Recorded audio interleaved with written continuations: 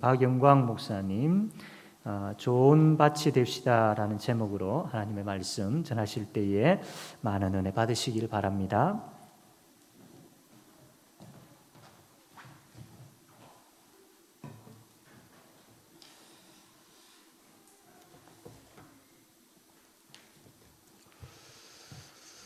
여러분 만나게 되어서 대단히 반갑습니다.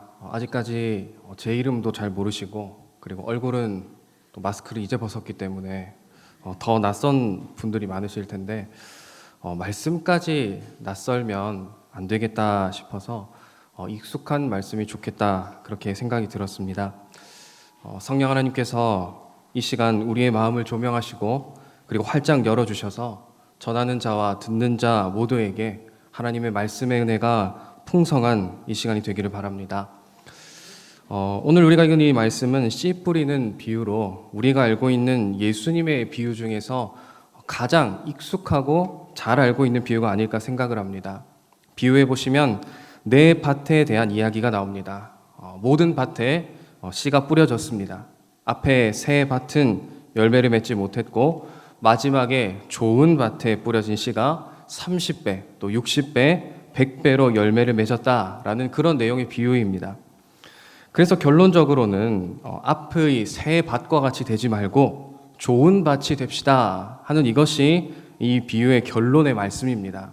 그러나 그것만 간단하게 말하고 넘어가기에는 너무 많은 것들이 말씀 속에 들어있기 때문에 오늘 이 말씀을 함께 나누고자 합니다. 이 씨 뿌리는 비유라는 이름은 마태복음 13장 18절에서 예수님께서 직접 붙이신 그런 이름입니다. 신학자들은 이 말씀을 들어서 비유 중에 비유다 그렇게 부르고 있습니다. 그만큼 예수님의 말씀 중에서 또 예수님의 비유 중에서 중요한 비중을 차지하고 있는 대단히 중요한 비유의 말씀이다 하는 뜻입니다. 여러분이 씨 뿌리는 비유는 일반적으로 다른 비유와는 다른 몇 가지 특징들을 가지고 있습니다. 첫 번째로 이 비유는 공관복음이라고 부르고 있는 마태복음, 또 마가복음, 누가복음 이 세 가지 복음서가 모두 기록을 하고 있는 아주 희귀한 비유 중에 하나입니다. 두 번째로 예수님께서 비유를 말씀하실 때에는 비유만 말씀하시고 넘어가는 경우가 많습니다. 그런데 예수님께서는 직접 비유로 말씀하신 이 말씀에 대해서 해석을 해주고 계십니다. 세 번째 특징은 이 비유는 이 비유 뒤에 계속되는 비유가 나옵니다. 연속되는 또 이어지는 비유 중에서 첫 번째로 나오는 비유다 하는 특징이 있습니다. 마태복음 13장에 보시면 총 8가지의 천국에 관한 비유가 나오는데 그 중에서 이 씨 뿌리는 비유가 제일 먼저 나옵니다. 마가복음 4장에서는 4가지 비유 중에서 첫 번째로, 그리고 누가복음에서는 8장에서 나오는데 2가지 비유 중에서 먼저 등장하는 비유가 바로 오늘 이 씨 뿌리는 비유입니다.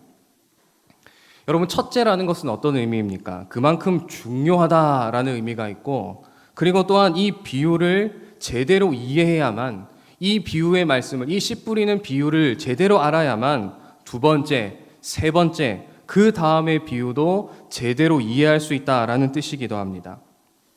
그래서 예수님께서는 마가복음 4장 13절에서 이렇게 말씀을 하십니다. 이 비유, 씨 뿌리는 비유를 알지 못할진대 어떻게 모든 비유를 알겠느냐. 이 말씀은 이 씨 뿌리는 비유를 알아야지만 그 다음에 이어지는 연속되는 그 예수님의 다른 비유의 말씀도 제대로 알 수 있다는 뜻입니다. 이처럼 예수님의 비유 중에서 여러 방면으로 남다른 특징들을 가지고 있는 것이 바로 이 씨 뿌리는 비유의 말씀입니다. 그래서 여러분들이 어떤 내용인지 구체적으로 상세하게 잘 알고 계시겠지만 이 시간에 한 번 더 다시 한번 들어보기를 원합니다. 오늘 이 비유의 내용에 앞서서 우리가 먼저 살펴볼 것은 이 비유가 나오기까지 전체적인 마가복음의 흐름입니다. 예수님께서 어떤 상황에서 이 말씀을 하셨는가? 어떤 성경의 마가복음의 맥락 속에서 이 비유를 들려주셨는가 하는 것입니다. 앞에 마가복음 1장부터 3장까지를 보시면 반복해서 계속해서 나오는 장면들이 있습니다.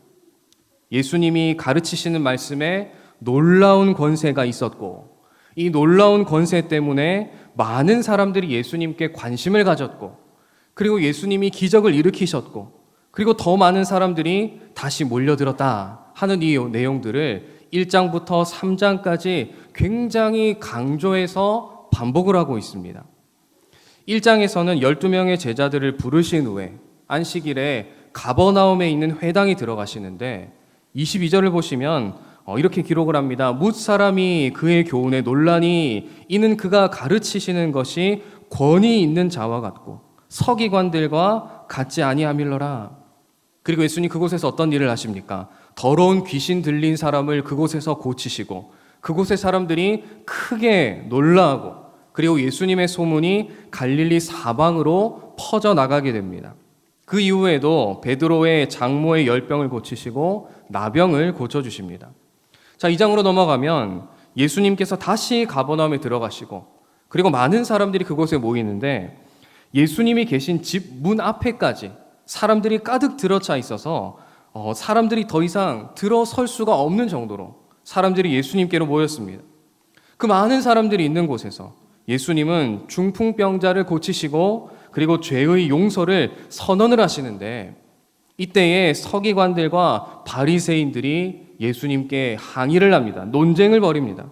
그리고 그 신학자들과의 논쟁에서 서기관들과의 논쟁에서 예수님은 압도적으로 그 신학자들, 서기관들을 승리하십니다. 여러분, 서기관들은 어떤 사람들이었습니까? 당시에 최고의 신학자들이었고 그 당시 최고의 성경학자들이었습니다. 그러나 예수님을 이길 수가 없었습니다. 그러자 무리들이 뭐라고 말합니까? 2장 12절에 보시면 다 놀라 하나님께 영광을 돌리며 이르되 우리가 이런 일을 도무지 보지 못하였다 이렇게 말씀하고 있습니다. 1장과 2장에서 이렇게 예수님의 가르침에 사람들이 놀랐다라는 것을 반복해서 보여준 후에 3장으로 넘어가면 이제 예수님께서 아주 전국적인 대스타가 되신 것을 발견할 수가 있습니다. 3장 8절 말씀을 보시면 유대와 예루살렘과 이두메와 요단강 건너편과 두로와 시돈에서도 모든 곳에서 예수님을 다 찾아옵니다. 마치 유명한 가수나 아이돌들이 콘서트를 하면 어떻게 됩니까? 전국에서 다 찾아오듯이 지금 전국에서 예수님을 다 찾아왔다는 말입니다. 사람들이 얼마나 많이 왔든지 3장 32절에 보면 예수님의 가족들이 예수님을 찾아옵니다. 그런데 사람들이 너무 많아서 사람들 때문에 가까이 갈 수가 없어서 예수님에게 사람을 한 명을 보냅니다. 그 사람이 예수님께 와서 말합니다. 선생님, 저기에 선생님의 가족분들이 오셨습니다. 좀 가보셔야 될 것 같습니다. 그런데 이때 예수님께서 뭐라고 말씀을 하십니까? 3장 33절에서 대답하십니다. 누가 내 어머니며 누가 동생들이냐? 그렇게 물으신 후에 34절에서 그곳에 둘러앉은 사람들을 보시면서 말씀을 하십니다. 내 어머니와 내 동생들을 보라. 그리고 35절에서 이어서 말씀하십니다. 누구든지 하나님의 뜻대로 행하는 자가 내 형제요, 자매요, 어머니라. 그렇게 말씀하신 후에 4장으로 넘어가고 바로 오늘의 씨 뿌리는 비유가 나옵니다. 정리해서 말씀을 드리면 예수님께서 기적을 행하시고 또 당대의 쟁쟁한 신학자들인 서기관들과 바리새인들과의 이 논쟁에서도 그들을 압도하시고 탁월한 말씀을 가지고 말미암아 전국에서 수많은 사람들이 예수님께로 모여들었습니다. 그러나 그것으로 끝난 것이 아니다라고 우리 예수님 말씀하시는 겁니다. 그저 예수님께로 나왔다고 해서, 그저 말씀을 듣고 있다고 해서, 또는 기적을 보고 경험했다고 할지라도, 여러분 심지어 예수님의 혈육이라고 할지라도 그것만 가지고서는 예수님의 편에 선 사람, 예수님의 제자는 될 수 없다라는 이 사실을 예수님께서는 말씀하고자 하신 것입니다. 그리고 예수님은 이 씨 뿌리는 비유를 통해서 이제 진정으로 어떤 사람이 예수님의 편에 선 사람이 될 수 있는가? 어떤 사람이 참으로 예수님의 제자가 될 수 있는가? 어떤 사람이 열매를 맺는 하나님을 기쁘시게 하는 사람이 될 수 있는가? 그것을 말씀하시는 것입니다. 여러분, 오늘 본문의 3절을 보시면 예수님은 이 중요한 이야기를 이 말씀으로 시작을 하십니다. 들으라, 들으라라는 말씀으로 시작을 하십니다. 자, 여러분 잘 들어보십시오. 여러분, 제가 이렇게 여러분들께 말씀을 드리면 아마도 여러분들은 제 말씀에 귀를 쫑긋 채우시게 될 겁니다. 지금도 이미 말씀을 듣고 있지만, 자, 여러분 잘 들어보십시오. 제가 이렇게 말씀을 드리면 여러분들은 더 많이 집중을 하실 것입니다.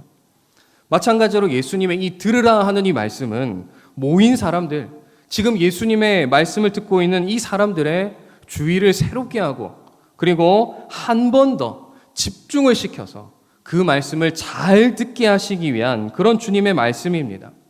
그리고 한편으로는 이 들으라 하는 이 말은 어떻습니까? 지위가 높은 사람이 낮은 사람에게, 그리고 더 큰 권위를 가진 사람이 그렇지 못한 사람에게 하는 말이기도 합니다. 그래서 예수님의 이 말씀은, 들으라라는 이 말씀은 예수님의 권위와 권세를 포함하고 있는, 표현하는 그런 말씀이기도 합니다. 들으라. 여러분, 30대 청년에 불과한 예수님께서 여러분 어떻게 이렇게 말씀을 하실 수가 있습니까? 왜냐하면 예수님의 말씀을 듣고 듣지 않고 이것에 따라서 우리의 생사와 화복이 결정되기 때문입니다. 생명과 죽음의 갈림길이 우리 예수님의 말씀에 달려있기 때문입니다. 그 다음으로 예수님 말씀하십니다. 씨를 뿌리는 자가 뿌리러 나가서, 뿌리는 자가 씨를 뿌립니다. 여러분, 이 씨는 어떤 것입니까? 이 씨는 무엇입니까? 14절에서 예수님 설명을 하십니다. 뿌리는 자는 말씀을 뿌리는 것이다. 뿌리는 자는 말씀을 뿌리는 것이다. 예수님은 하나님의 말씀, 하나님 나라의 복음을 이 씨라는 단어에 비유를 하십니다. 그리고 이런 예수님을 이어서 예수님의 제자들인 사도들도 신약 성경의 여러 곳에서 복음의 말씀을 씨에 비유를 하고 있습니다. 야고보서 1장 21절에 보면 능히 너희 영혼을 구원할 바 마음에 심긴 돌을 온유함으로 받으라. 여기에서는 복음의 돌을 마음에 심긴 것, 마음에 뿌려진 것, 마음에 심긴 씨앗으로 설명을 합니다. 베드로 사도도 베드로전서 1장 23절에서 너희가 거듭날 것이 썩어질 씨로 된 것이 아니요 썩지 아니할 씨로 된 것이다 라고 말씀합니다. 여러분, 이 썩지 아니할 씨는 무엇입니까? 하나님의 살아있고 항상 있는 말씀, 이 하나님의 말씀을 씨라고 말합니다. 그리고 다메섹으로 가는 길에 부활하신 예수 그리스도를 만났던 사도 바울도 마찬가지입니다. 골로새서 1장 5절과 6절에서 복음을, 하나님의 말씀을 씨로 표현을 하는데, 너희가 전에 복음 진리의 말씀을 들은 것이라 이 복음이 이미 너희에게 이르매 너희가 듣고 참으로 하나님의 은혜를 깨달은 날부터 너희 중에서와 같이 또한 온 천하에서도 열매를 맺어 자라는도다. 씨가 뿌려지고 싹이 나고 자라고 열매가 맺는 것에 다 똑같은 비유를 사용하고 있습니다.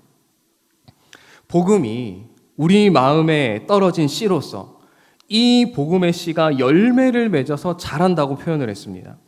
이렇게 예수님의 제자들이, 또한 사도들이 예수님의 오늘 본문의 이 씨 뿌리는 비유의 말씀을, 그 가르침을 잘 받아서 자신들의 이 복음의 말씀 가운데 이 복음을 씨로 비유를 했던 것입니다. 그리고 이 복음이 각 사람의 마음에, 심장에 떨어져서 그 마음에서 이 말씀이 점점 싹트고 자라서 사람들을 변화시켜서 그 변화로 열매를 맺고 수확을 얻는다는 말입니다. 그러면 여기에서 복음의 씨가 자라서 얻을 수 있는 열매는 무엇입니까? 그 열매는 바로 구원의 열매입니다. 여러분, 사람들은 구원을 때로는 작고 혹은 단순하게 생각하는 경향이 있습니다. 교회를 다니는 우리들도 구원하고 생각을 하면 죽고 나서 천국 가는 것, 그 정도로 생각을 할 때가 많습니다. 여러분, 예수님 당시에 예수님의 말씀을 듣던 사람들도 마찬가지였습니다. 그 사람들에게, 그 유대인들에게 구원은 어떤 것이었습니까?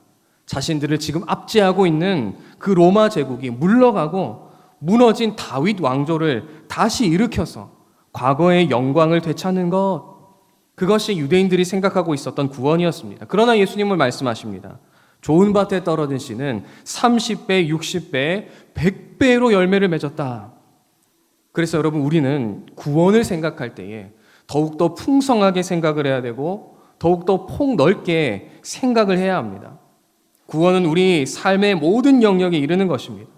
하나님이 주시는 구원은 실제적으로 우리 몸의 건강, 우리의 질병이 낫는 것이 구원일 수도 있고 또 정치적인 자유로 표현될 수도 있습니다. 무너진 관계가 회복되는 것, 올바르게 되는 것, 우리가 짓고 있는 죄들을 끊어버리는 것, 그것도 하나님의 구원의 한 표현입니다. 구원이 이루어질 때에 정의와 평화로운 세상이 됩니다. 돈보다 사람이 중요한 세상이 되는 것도 구원입니다. 그리고 궁극적으로, 최종적으로 우리가 영원한 하나님의 나라에서 예수 그리스도와 함께 영원히 사는 것, 그것이 구원입니다. 이렇게 우리의 삶의 모든 영역에서 우리의 과거와 우리의 현재와 우리의 미래, 이 모든 것이 하나님의 뜻에 따라서 완전하고 온전하게 회복이 되는 것, 그렇게 해서 죄악과 죽음의 세력이 완전하게 물러가는 것, 제가 앞에 말씀드린 이 모든 것이 하나님이 우리에게 주시는 구원입니다. 우리는 예수 그리스도를 믿는 믿음으로써 이 모든 좋은 구원을 풍성하게 누리게 됩니다. 여러분, 이러한 놀라운 구원, 풍성한 구원이 어디에서부터 시작됩니까? 바로 작은 씨에서부터 시작이 됩니다. 여러분, 어떻게 구원받습니까? 예수님의 말씀을 믿음으로 구원을 받습니다. 그런데 예수님의 말씀을 듣던 사람들의 생각은 조금 달랐습니다. 예수님께서 구원을 가져다 줄 분이시다, 구원자다라고 생각을 하긴 했지만 예수님이 구원자가 되어서 혁명을 일으키고 로마 제국의 군대를 다 몰아내시고 새롭게 다윗의 나라를 세우시고 기적을 일으키셔서 가난한 사람들을 먹이시고 병든 자들을 고치시고 억울한 사람이 없는 나라를 만들어 줄 것이다, 예수님은 그런 구원자시다, 그렇게 생각을 했습니다. 여기는 무엇이 필요합니까? 총과 칼이 필요합니다. 전쟁을 수행할 군사들이 필요합니다. 무기를 살 돈이 필요합니다. 가난한 자들을 먹일 재정이 필요합니다. 그러나 예수님은 그러한 사람들의 오해를 바로잡아 주십니다. 구원은 칼과 군대를 동원해서 되는 것이 아니라, 돈 가지고 되는 것이 아니라 하나님의 복음, 말씀으로 되는 것이다 라고 바로잡아 주십니다. 우리들의 눈에 보기에는 별 볼 일 없어 보이는 작은 씨앗이지만 그 안에 놀라운 세상이 있다, 그 복음의 말씀의 씨앗 안에 구원의 풍성한 열매가 있다, 그 사실을 가르쳐 주십니다. 여러분들, 사람들 보기에는 복음은 별 볼 일 없습니다. 약합니다. 총과 칼이 더 힘이 있고 차라리 돈이 더 세 보입니다. 여러분이 코로나 시대에, 이 위험한 시대에 교회에 와서 설교 한번 듣는다고 뭐가 달라지겠나? 더 위험하게 되겠지. 교회가 사람들을 더 위험하게 만들겠지. 그렇게 사람들은 생각을 합니다. 그러나 여러분, 하나님이 주시는 참된 구원은 총과 칼이 아니라, 돈이 아니라, 세상의 그 무엇이 아니라 오직 하나님의 말씀으로부터, 예수 그리스도의 복음으로부터만 시작되고 완성되는 줄 믿습니다. 여러분이 구원의 씨앗이 어디에 떨어집니까? 밭에 떨어집니다. 밭은 무엇입니까? 복음의 말씀을 듣는 우리의 마음을 밭이라고 합니다. 여러분, 동일한 비유가 마태복음 13장에도 나오는데 19절에서 이 비유를 설명해 주시면서 이렇게 말씀을 하십니다. 아무나 천국 말씀을 듣고 깨닫지 못할 때는 악한 자가 와서 그 마음에 뿌려진 것을 빼앗나니, 그 마음에 뿌려진 것을 빼앗나니, 그 마음에 뿌려졌다라고 표현을 하고 있습니다. 여러분, 밭은 무엇입니까? 말씀을 듣는 저와 여러분의 마음입니다. 하나님의 말씀을 듣는 것은 씨를 뿌리는 것이고 그 씨는 밭에 뿌려지는데 밭은 우리의 마음입니다. 즉, 말씀을 듣는 이 시간은 우리의 마음 속에 하나님의 구원의 씨앗을 뿌리는 그러한 시간입니다. 여러분, 그런데 왜 마음에 심습니까? 목사님, 마음은 눈에 보이지 않습니다. 마음은 대단한 게 아닌 것 같습니다. 그러나 한번 생각해 보시기 바랍니다. 우리의 감정이 결정되는 곳이 어디입니까? 바로 우리의 마음입니다. 우리의 의지가 해야겠다 혹은 끊어야겠다, 그 의지가 시작되는 곳이 어디입니까? 바로 우리의 마음입니다. 우리의 마음 속에서부터 우리의 행동과 우리의 동기와 우리의 감정이 결정되고 하나님과 이웃을 향한 태도가 우리의 마음에서부터 결정이 됩니다. 우상을 숭배할 것이냐 아니면 하나님을 섬길 것이냐는 결정도 마음에서 하는 것입니다. 우리의 마음 속에서 하나님에 대한 신앙과 불신앙이 결판이 나게 되고 이웃을 사랑할 것이냐 그렇지 아니할 것이냐 그것이 마음에서 결정이 됩니다. 그렇기 때문에 예수님은 다른 곳이 아니라 우리의 마음밭에 하나님의 말씀을 뿌리시는 것입니다. 그리고 이어지는 예수님의 비유 속에 총 4개의 밭이 등장을 합니다. 그냥 좋은 밭이다. 그래서 좋은 밭이 되어라. 간단하게 말씀하시면 될 텐데 굳이 3개의 비유를 앞에 더 말씀하시는 이유가 무엇입니까? 그렇게 말씀하심으로써 그렇게 좋은 밭과 그렇지 아니한 밭을 비교하심으로써 좋은 밭이 무엇인가 하는 것을 조금 더 분명하게 선명하게 깨닫게 하시려는 것입니다. 여러분, 좋은 밭은 어떤 밭입니까? 길가가 아닌 밭입니다. 여러분, 어떤 밭이 좋은 밭입니까? 흙이 얇은 돌밭이 아닌 밭입니다.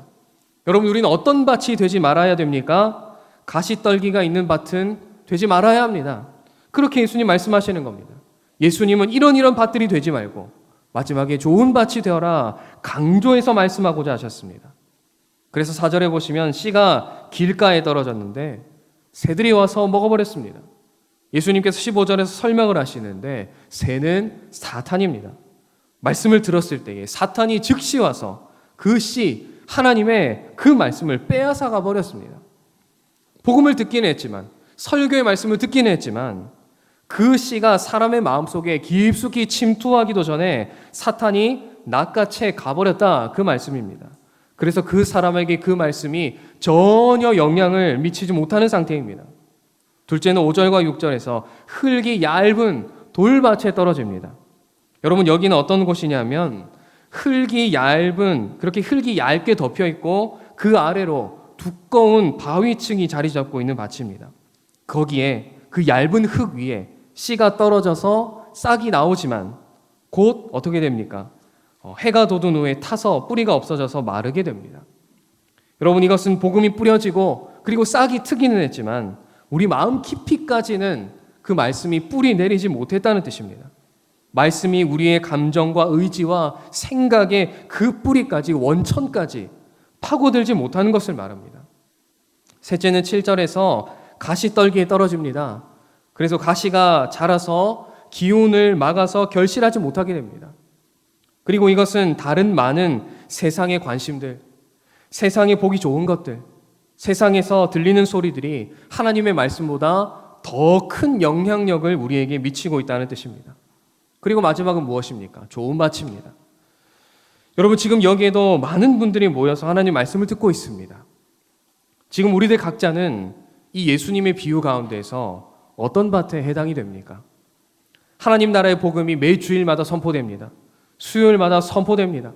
매일 새벽마다 선포되고 있는데 우리의 마음밭에 떨어지고 있는데 우리 각자는 어떻게 반응을 하고 있습니까? 여러분, 우리 중에 어떤 사람은 꼭 길가 위에 떨어진 씨와 같을 수 있습니다. 이 사람은 하나님의 말씀이 자기에게 선포되어도 한 번도 그 말씀을 깊이 생각하지 않는 사람입니다. 이런 사람은 말씀을 깊이 이해하려고 하지 않습니다.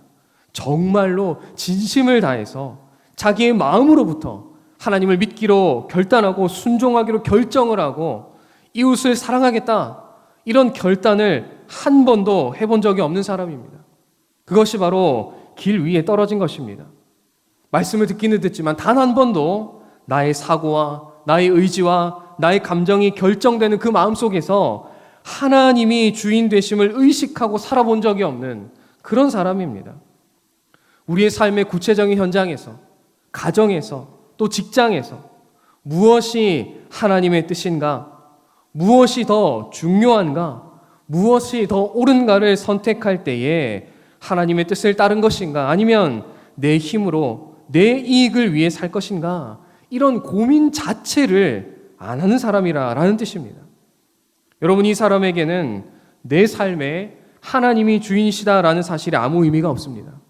교회에 나와서 찬양을 부르고 말씀을 듣고 예배를 드리고 또 때로는 기도도 하지만 하나님으로부터 아무런 영향력도 받지 않는 사람입니다. 나의 직장, 나의 가정, 이웃과의 관계에서 하나님이 주인이시고 하나님이 나에게 어떤 것들을 요구하신다, 이런 사실이 한 번도 자기 마음속에 들어오지 않은 사람입니다. 이런 사람은 길 위에 떨어진 씨와 같습니다. 또 어떤 사람은 돌밭과 같습니다. 하나님의 복음이 처음에 선포되었을 때에, 처음에 예수 믿었을 때에, 그때에는 그 말씀에, 그 복음에 아주 열정적으로 반응을 합니다. 그러나 하나님의 말씀이 깊이 뿌리 내리지 못합니다. 예수 믿고 구원받았다, 천국 간다, 좋다.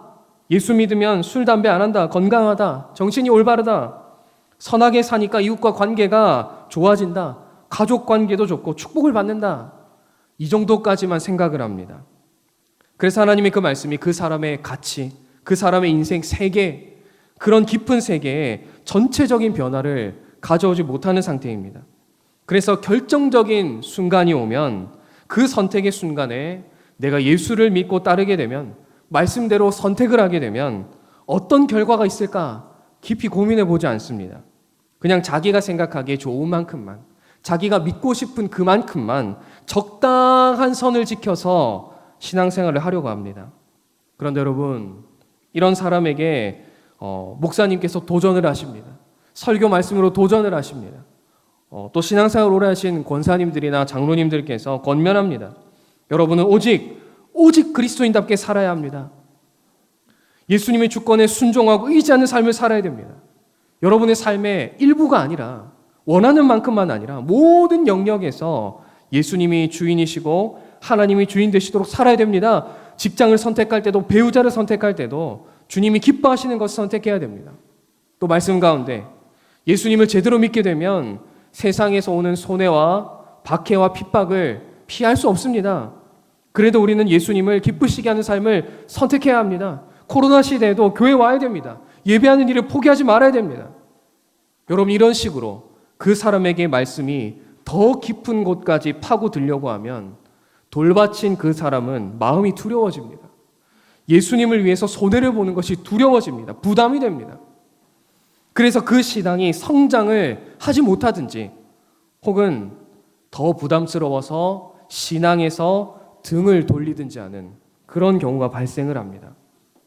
그러나 여러분, 우리의 신앙은 우리가 원하는 만큼만 하는 것이 아니라 주님이 원하시는 만큼 해야 되는 줄 믿습니다.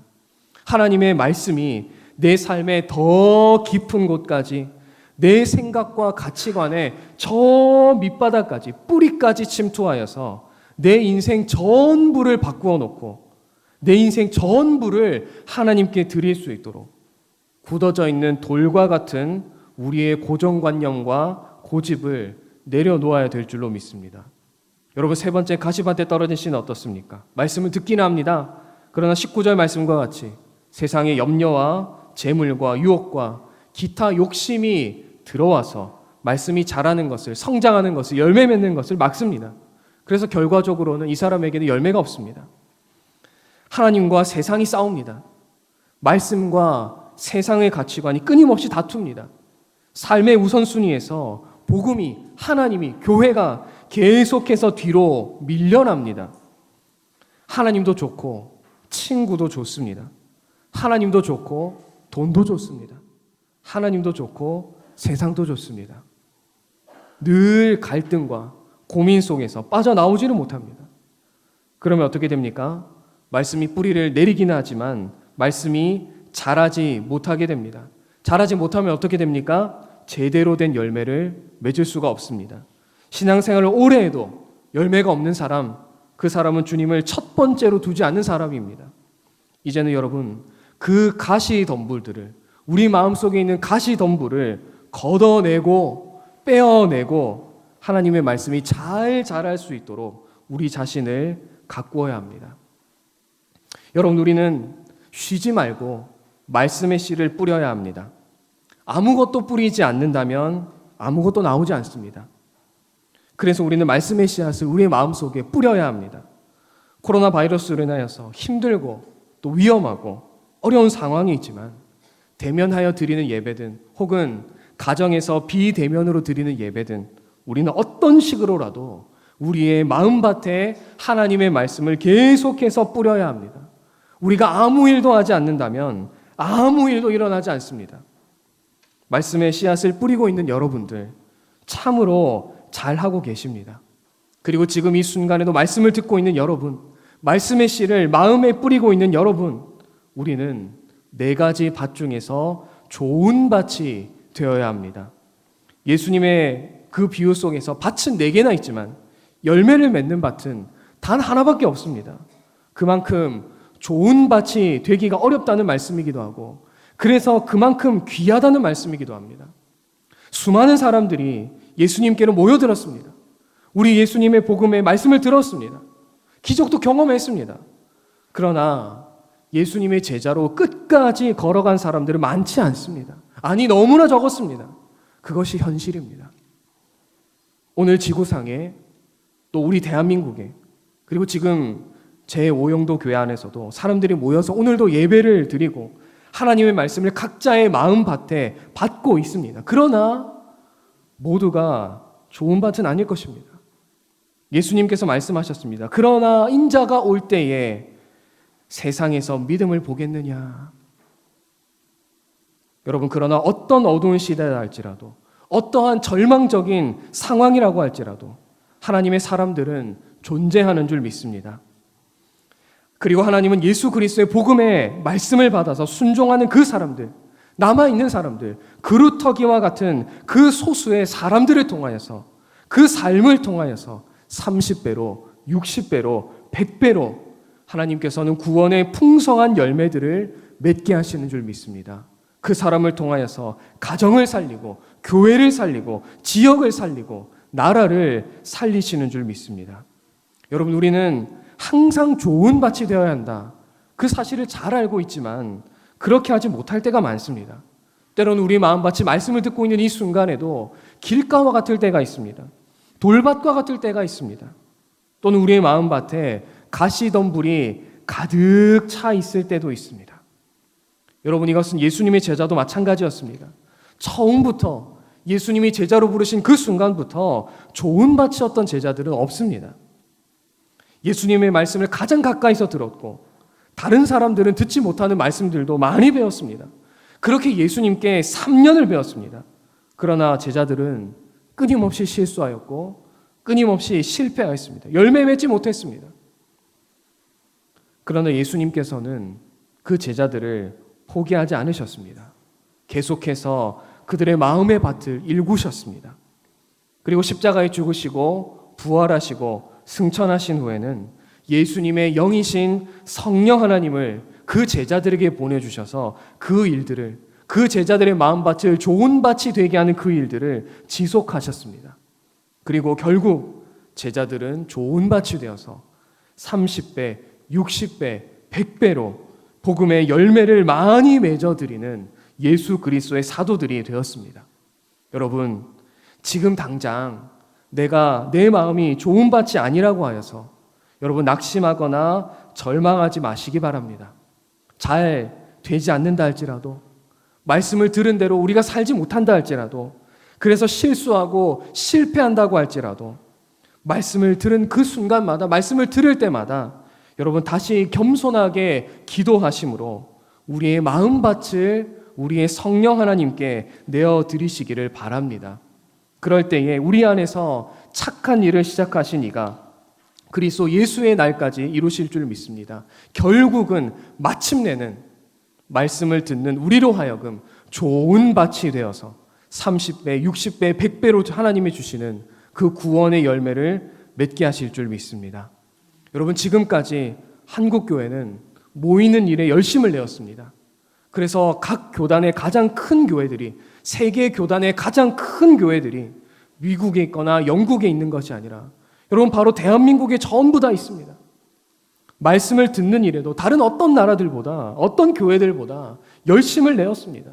매 주일마다, 수요일마다, 금요일마다, 매일 새벽마다.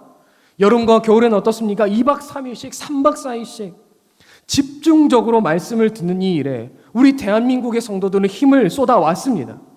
여러분, 그러나 그것이 이제 끝입니까? 그렇지 않습니다. 이제 우리에게 필요한 일은 무엇입니까? 이 코로나 시대에 주님께서 우리에게 바라시는 것은 무엇입니까? 이제 남아있는 한 가지는 어떤 것입니까? 모이는 것도 중요하고 말씀을 듣는 것, 말씀의 씨를 마음에 뿌리는 것도 필요하지만 그러나 정말 중요한 것은 무엇입니까? 좋은 밭이 되어서 예수 그리스도의 복음의 말씀의 씨를 받아서 순종함으로 열매를 맺는 것. 이 한 가지가 우리에게 그리고 이 대한민국 교회의 성도들에게 남아 있습니다. 이 마지막 때에 믿음을 보겠느냐 그렇게 염려하시면서 걱정하시면서 말씀하시는 우리 예수님께 말씀을 받아서 겸손하게 순종하는 그 믿음을 보여드립시다. 씨를 뿌리시는 예수님께 우리가 좋은 밭이 되어서 30배, 60배, 100배로 하나님 나라의 구원에 풍성한 열매를 맺어드리는 저와 여러분이 다 되시기를 바랍니다. 그래서 나와 내 가정을 살리고 교회와 우리의 이웃과 나라를 살리시는 저 여러분이 다 되시기를 바랍니다. 우리 시간에 말씀을 생각하시면서 함께 기도하시겠습니다. 하나님, 내가 좋은 밭 되게 하여 주시옵소서. 하나님, 우리 교회가 좋은 밭 되게 하여 주시옵소서. 그저 교회만 다니는 종교인이 아니라 열매를 맺는 믿음의 사람 되게 하여 주시옵소서. 하나님을 기쁘시게 하는 예수 그리스도의 참된 제자들이 다 되게 하여 주시옵소서. 우리 시간 말씀을 생각하시면서 함께 기도하시겠습니다. 주님,